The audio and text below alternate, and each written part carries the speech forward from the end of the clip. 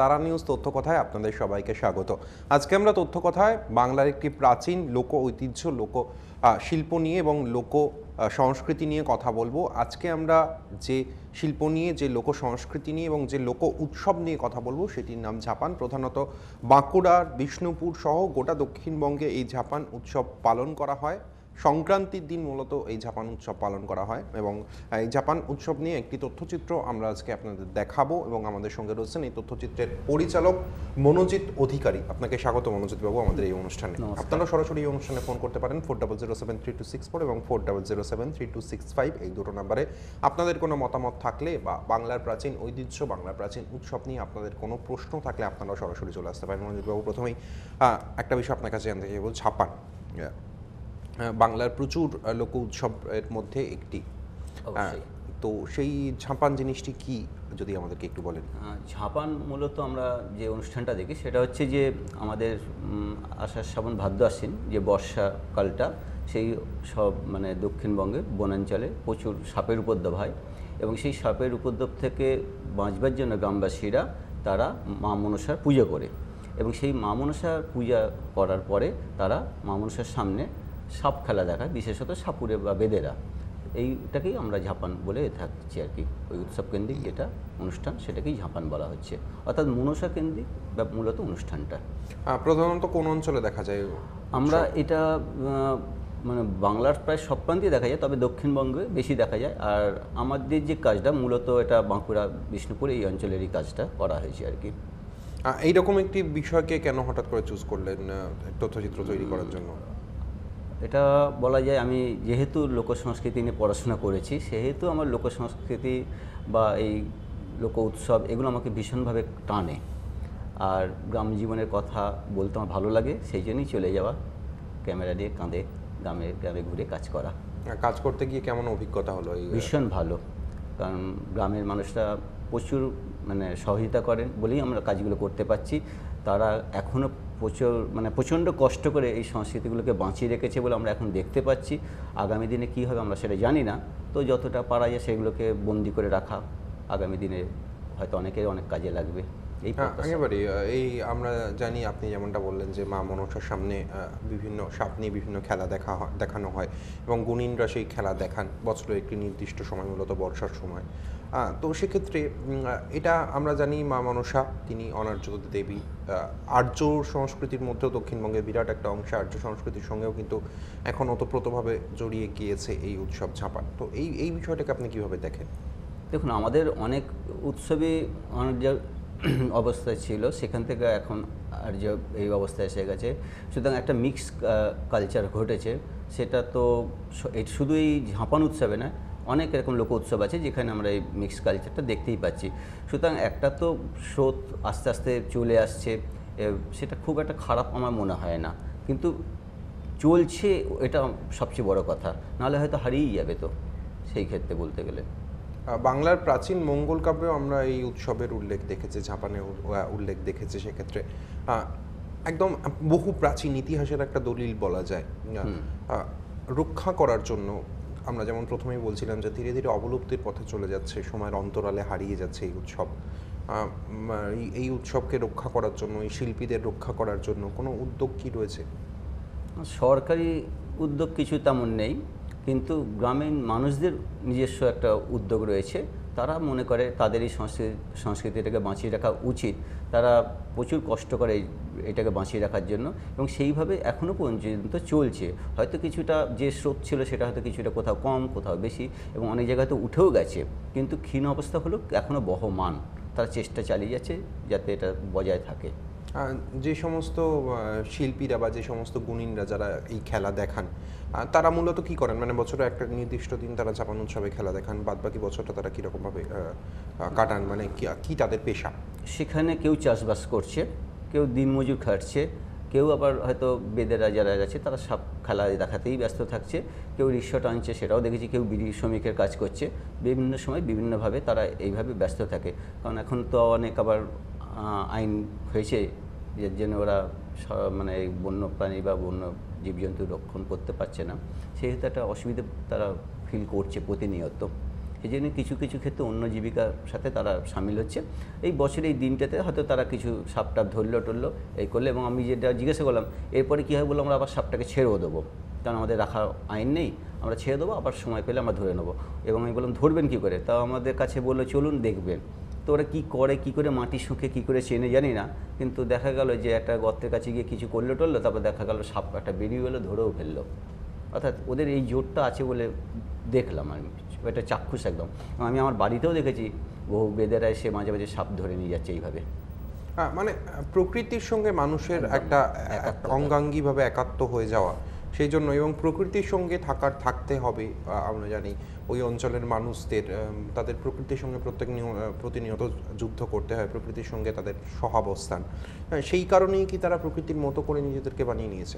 অবশ্যই আমাদের লোক সংস্কৃতি বা লোক উৎসবগুলো দেখবেন বেশিরভাগই প্রকৃতির সাথে রিলেটেড, এবং আমরা এই ছবিটা তো দেখতে পাবো একটা ফার্টিলিটি কালচার একটা নমুনা পাচ্ছি, কারণ আমরা মনসা দেবী সব জায়গায় হয়তো পাচ্ছি না, সেখানে দেখা যাচ্ছে মনসার ডাল পূজা হচ্ছে, অর্থাৎ এই বৃক্ষ একটা রাখছি আমরা, এটা একটা বোঝানোর চেষ্টা করছি। অর্থাৎ প্রকৃতি এসে যাচ্ছে, সিম্বলিক হিসাবে হোক যেভাবেই হোক এসে যাচ্ছে, কিন্তু এবং মনসার শীষ ডাল পুজো হয় এটা আমরা সবাই জানি, তাহলে একটা গাছ এসে যাচ্ছে কিন্তু ঘুরে ফিরে যেভাবেই হোক। একেবারেই আপনি যেমনটা বললেন যে মনসার শীষডাল পুজো হচ্ছে, সেটা আমরা সবাই জানি, সবাই দেখেছি। সেক্ষেত্রে একদিকে গাছ আর একদিকে সাপ, মানে প্রকৃতির সঙ্গে ওতপ্রোতভাবে জড়িয়ে যাওয়া। এবং আজ থেকে বহু বছর আগে আমরা যেমন বললাম দর্শক বন্ধুদের যে মঙ্গল কাব্যেও আমরা এই উৎসব জাপান উৎসবের উল্লেখ দেখেছি। তার মানে তারা হয়তো সেই সময় বর্তমান সময়ের শিক্ষা, বর্তমান সময়ের উন্নতি সেটা হয়তো ছিল না, কিন্তু প্রকৃতিকে যে রক্ষা করা প্রয়োজন, প্রকৃতিকে যে রক্ষা না করলে মানুষও রক্ষা পাবে না, সেই শিক্ষাটা কি তারা প্রকৃতির থেকেই পেয়েছিলেন?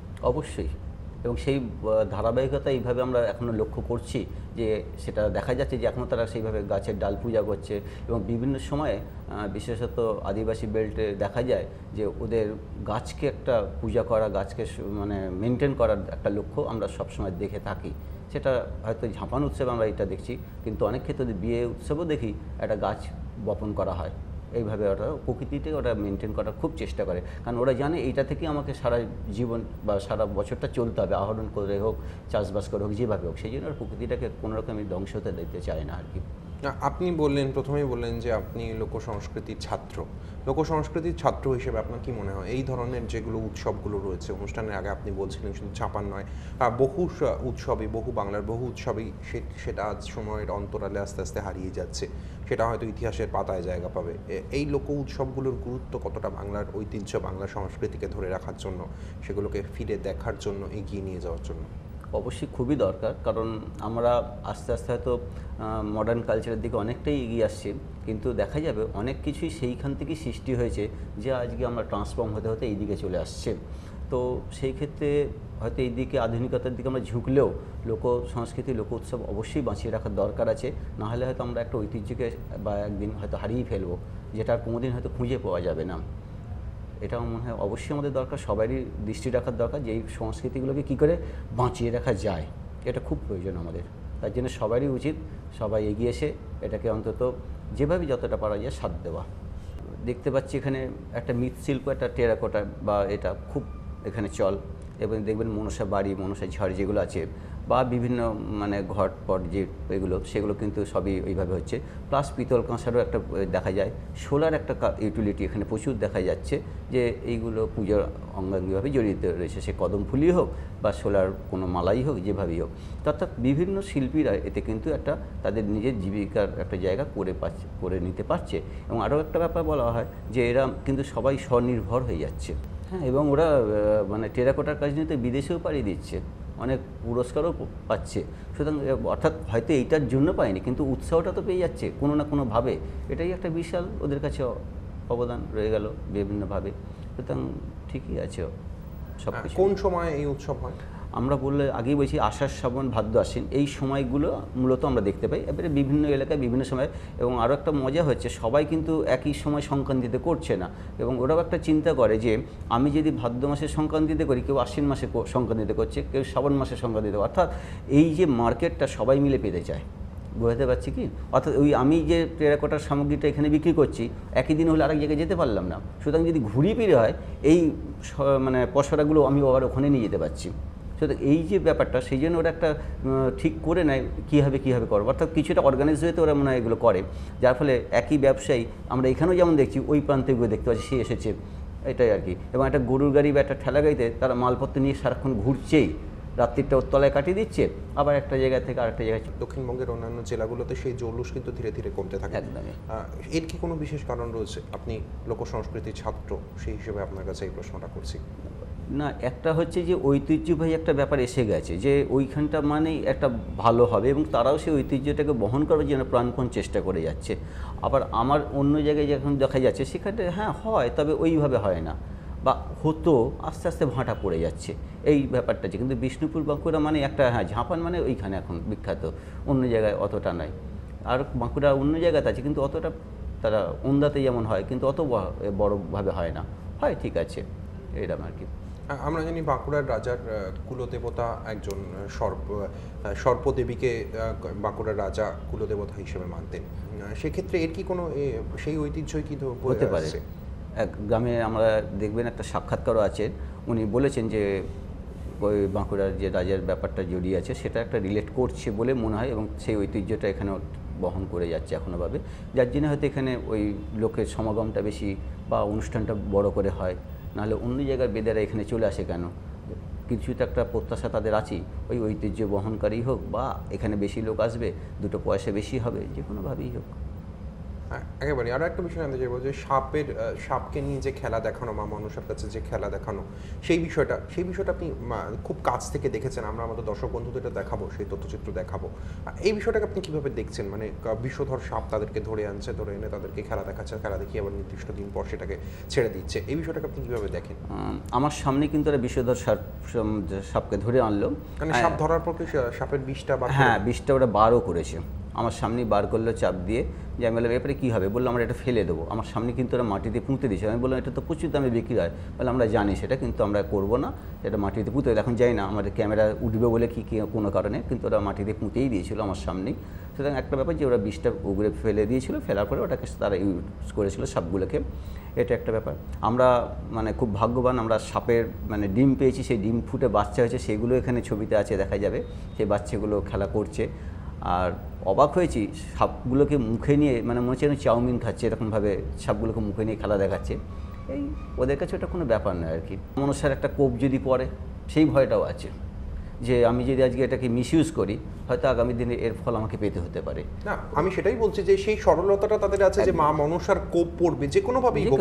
ধর্মের তৈরি তো সেই জন্যই হয়েছিল, মানুষ যাতে সঠিকভাবে সঠিক পথে চলে, মানুষ যাতে কোনো অন্যায় না করে, ধর্মের ভয় দেখিয়ে বা অন্যান্য জিনিসের ভয় দেখিয়ে তাকে সঠিক পথে রাখা।